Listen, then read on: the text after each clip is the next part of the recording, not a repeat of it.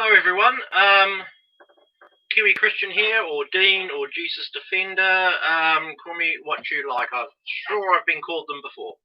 Now, I did a video probably about a week ago on questions to ask an atheist. I can't remember the rest of the title. That'll stop them dead in their tracks, or trip them up, or something. And I have since removed it, and I'd like to explain why. Like I said, I did a video, and the questions I had were, if anyone who claims to be an atheist, who thinks that, or knows for certain that there has never been, there is not now, nor will there ever be any type of God, for them to make that statement, they would have to be all places at all times and know everything, i.e. they would have to be God to know there is no God. That caused quite a bit of controversy. Yay! Controversy. Someone, I think his name was Nathan, I can't remember, actually did a video response to that, so thank you. I'm extremely self-conscious. I hate seeing myself, I hate sharing myself. So I would prefer maybe you read what I say and then respond that way, because I don't want to, okay, I'm sorry, I mean, would you be proud of this? And quite a few people commented on his channel.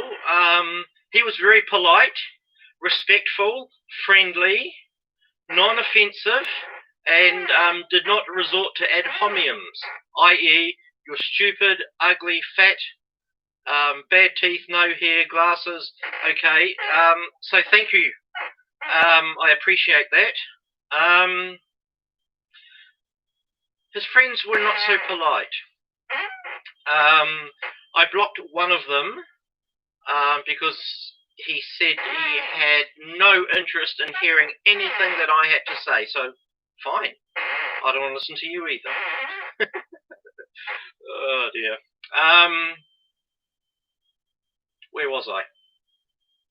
Oh yes. I got under fire for using the term atheist. And the atheists that I have encountered say there is no God. So, okay, my comments were correct then. But apparently the atheists that objected to my using the term atheists to describe someone who knows for certain there is no God, they are anti-theist rather than atheist.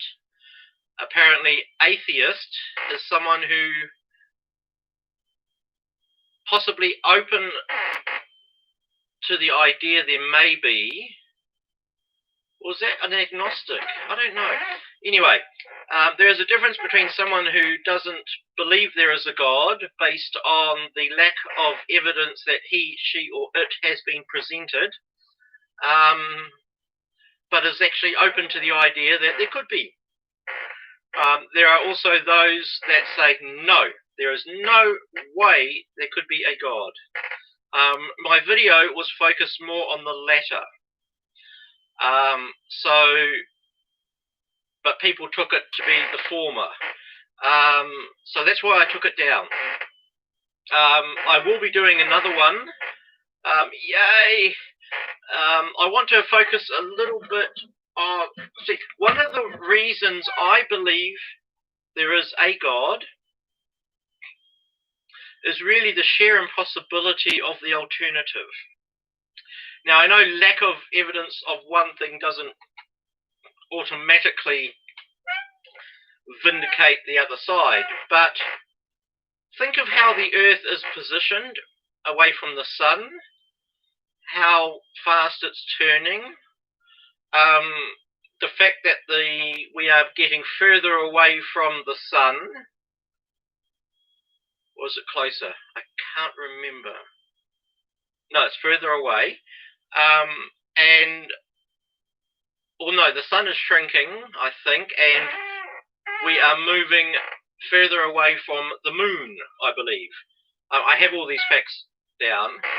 Maybe about an inch or something a year or something like that. Now, if the world was billions of years old, and we extrapolate that back, we would be touching the moon. So that's what happened to the dinosaurs. They were mooned to death. Just little things like that. Any closer to the sun would burn. Further away would freeze. Symbiotic relationships. The termite cannot digest cellulose. There are little organisms in its guts which digest the food. Now, the termite can't survive without the organisms. The organisms can't survive without the termite. Which evolved first and why? Why did sex evolve? Why would any organism want to reproduce if it just means more mouths to feed? Where did sense of right and wrong come from? What is love? Give me a jar of it, paint it red. What is gravity? Can you see wind? Can you see air? No. You can see the result of wind. These are just off the top of my head, okay? There may be stupid examples, but those are just some of the reasons why I believe in a supreme intelligence. Now, why I believe in Jehovah of the Bible as opposed to Allah of the Muslims, that's a different matter. If you ask me a specific question, I will try and give you a specific answer. Okay? So guys, that's just a short video on why I took down my last video. I was wrong. I should have said questions to ask an anti-theist. Although I still maintain the question, who determines right from wrong and why? Now, I've had lots of stuff to read from some of you guys. Brilliant. Society decides, or groups decide. Well, we're still going down to individual people. We decide what's right and wrong. Based on what? What's good for us? Well, I'm going to pick on the Nazis. The Nazis thought that eliminating the black and Jewish population was beneficial to them, was good for them. So how can we judge Hitler, who did what he thought was right, based on what we think is right? So it's just a little something to, I don't really want to argue the point. I just want you to understand where I'm coming from. Without do I have one? Yes, I do. Without a measuring stick, now whether that's the Quran or the Bible or the Bhagavad Gita or the Upanishads, that's a different matter. But without a measuring stick, who determines right from wrong? Okay. Now, people normally come back, well, look at the God of the Bible. He murdered, he condoned rape and slavery. No, he didn't command rape and slavery and condone that. Rubbish. But if you want to talk about that, that's fine. So anyway, if you have any questions, get back to me. Be polite.